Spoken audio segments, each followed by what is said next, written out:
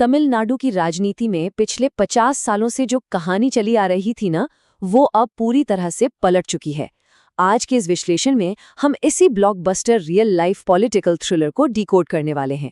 सोचिए, सिनेमा के पर्दे का एक हीरो सीधे राज्य की सत्ता के टॉप पर पहुंच गया। तो चलिए, बिना किसी देरी के इस पूरे घटनाक्रम के अंदर चलते हैं और समझते हैं कि ये सब आखिर हुआ कैसे।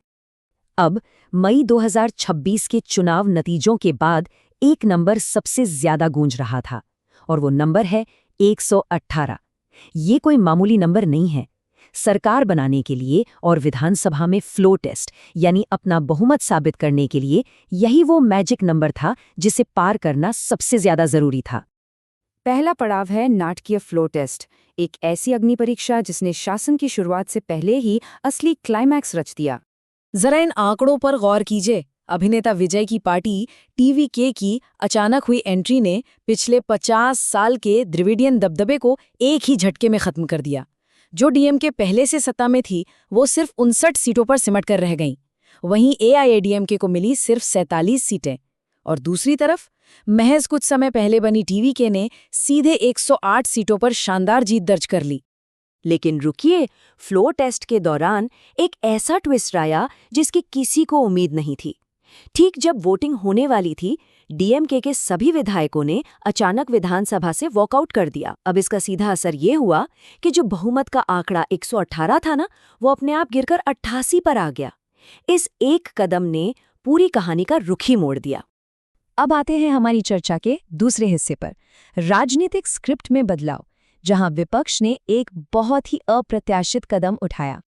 असली सरप्राइज तो विपक्ष की तरफ से आया। राज्य की तीसरी सबसे बड़ी पार्टी एआईएडीएमके विधानसभा के फ्लोर पर ही दो फाड़ हो गए। एक तरफ था ईपीएस गुट, जिसके 22 विधायकों ने टीवीवी के सरकार के खिलाफ वोट किया, लेकिन सीवी शब्बन के नेतृत्व में 24 विधायकों ने अचानक बगावत कर दी और विजय की सरकार को अपना समर्थन दे दिया।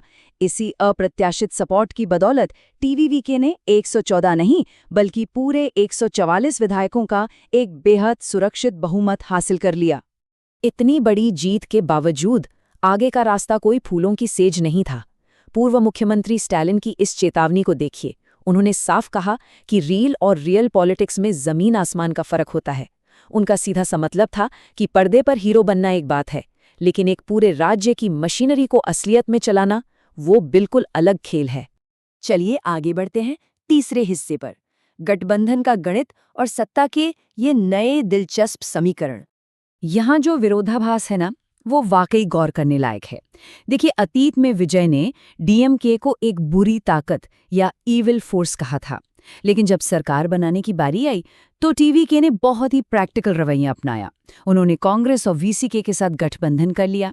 जी हाँ, ये वही पार्टियां हैं जो पहले उसी डीएमके की पुरानी सहयोगी हुआ करती थीं। सत्ता तक पहुंचने के इस रास्ते में कई बड़े वैचारिक समझौते करने पड़े। सोचिए, कांग्रेस ने टीवीके को समर्थन देने के लिए डीएमके के साथ अपना 10 साल पुराना गठबंधन बिना किसी हिचकिचाहट के तोड़ दिया। उससे भी बड़ी हैरानी की बात ये रही कि कांग्रेस ने वीसीके जैसी पार्टी से हाथ मिलाया जिसका इतिहास एलटीटीई नेता प्रभाकरन का खुलेआम समर्थन करने का रहा है। वही प्रभाकरन जो राजीव गांधी की हत्या से जुड़े थे। इसके अलावा बहुमत जुटाने के लिए टीवीके ने एक ऐसे एएमएम के विधायक का सहारा भी लिया जिस पर फर्जी दस्तावेजों का गंभीर आरोप लगे थे। राजनीति में वाकई कुछ भी परमानेंट नहीं होता। खैर, नई सरकार बनी तो शुरुआत में कुछ प्रशासनिक गलतियां भी हुईं। जैसे सरकार बनते ही विजय ने अपने पर्सनल ज्योतिषी को ही मुख्यमंत्री कार्यालय में ओएसडी यानी ऑफिसर ऑन स्पेशल ड्यूटी नियुक्त कर दिया। अब जाहिर है, जब इस पर भारी बवाल मचा तो उन्हें अपना ये फैसला तुरंत वापस लेना पड़ा। ये छोटी सी घटना दिखाती है कि रियल पॉलिटिक्स की जो लर्निंग कर्व है ना, वो कितनी तेज और मुश्किल होती है। तो अब नजर डालते हैं हमारे चौथे पॉइंट पर, 2 दशकों की तैयारी, क्योंकि ये कोई रातों रात मिली सफलता नहीं थी। इस मुकाम तक पहुंचने के पीछे पूरे 20 सालों की एक बहुत ही सोची समझी रणनीति थी। ये टाइमलाइन देखिए। 1990 के दशक में एक सॉफ्ट रोमांटिक हीरो से शुरुआत हुई और 2000 के दशक तक आते आते वो एक एंग्री यंग मैन में बदल गए। 2012 के बाद मार्शल और सरकार जैसी फिल्मों ने तो जैसे सीधे राजनीतिक भाषण का काम किया और भ्रष्टाचार के खिलाफ एक तगड़ा ब्रांड बनाया। फिर 2009 में बने फैन क्लब्स ने 2021 के स्थानीय चुनावों में अपने दम पर 115 सीटें जीत लीं और बस यहीं से 2024 में टीवी के पार्टी के आधिकारिक लॉन्च की पक्की नींव पड़ गई थी।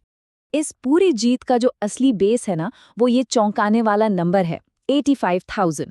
पूरे तमिलनाडु में लगभग 85,000 बेहद समर्पित फैन क्लब काम कर रहे थे, और जब सही वक्त आया तो इन्हीं फैंस ने खुद को जमीनी राजनीतिक कार्यकर्ताओं के रूप में बदल लिया। जयललिता जी के निधन के बाद राज्य में जो एक खालीपन आया था, उसे भरने का काम इसी मजबूत नेटवर्क ने किया। लेकिन इस सफर में कुछ बेहद दुखद और गंभीर मोड़ भी आए। सितंबर 2025 में टीवीके की एक मेगा रैली में अत्यधिक भीड़ के कारण भयानक भगदड़ मच गई। इस दर्दनाक हादसे में 40 लोगों की जान चली गई और 100 से ज्यादा लोग घायल हुए। इस एक घटना ने बाकी सभी राजनीतिक दलों को टीवीके की प्रशासनिक क्षमता और क्राइसिस मैनेजमेंट पर गंभीर सवाल उठाने का मौका दे दिया। और अब हम आते हैं अपने पांचवें और आखिरी हिस्से पर, शासन की लागत और मुफ्त वादों का भारी बोझ। चुनाव जीतने के लिए टीवीके ने अपने घोषणा पत्र में वादों की झड़ी लगा दी थी। जरा लिस्ट देखिए। महिलाओं को हर महीने 2,500 रुपए, 25 लाख का फैमिली हेल्थ कवर, साल के 6 मुफ्त गैस सिलेंडर और बेरोजगार युवाओं को हर महीने 4,000 रुपए का भत्ता।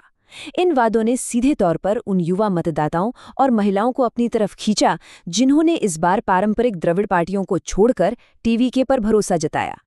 वादे तो कर दिए गए, लेकिन जरा राज्य की वित्तीय सच्चाई पर नजर डालिए। ये आंकड़े बहुत कुछ कहते हैं।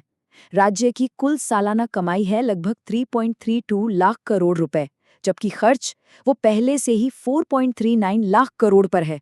अब अगर टीवीके अपने इन सभी नए वादों को पूरा करती है तो इसका एक्स्ट्रा बिल करीब 1 लाख करोड़ रुपए आएगा।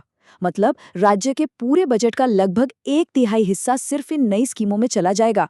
जो सिस्टम पहले से घाटे में है, उस पर ये कितना बड़ा दबाव होगा, आप खुद समझ सकते हैं। और ये जो विशालकाय नंबर आप देख रहे हैं, 10,000 करोड़ रुपये, ये वो कुल कर्ज है जो इस वक्त तमिलनाडु राज्य के सिर पर मंडरा रहा है। ये इतना बड़ा आर्थिक बोझ है जिसे खुद विजय ने भी मुख्यमंत्री पद की शपथ लेते ही खुले तौर पर स्वीकार किया था।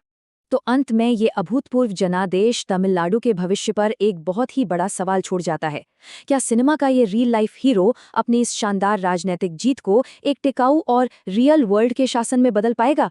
क्या वो इस 10 लाख करोड़ के कर्ज और अपने भारी भरकम चुनावी वादों के बीच कोई संतुलन बना पाएंगे? ये एक ऐसा सवाल है जिसका जवाब आज पूरा देश जानना चाहता है। आज के इस विश्लेषण में हमारे साथ जुड़ने के लिए बहुत बहुत शुक्रिया। जल्द मिलते हैं एक नए और दिलचस्प विषय के साथ।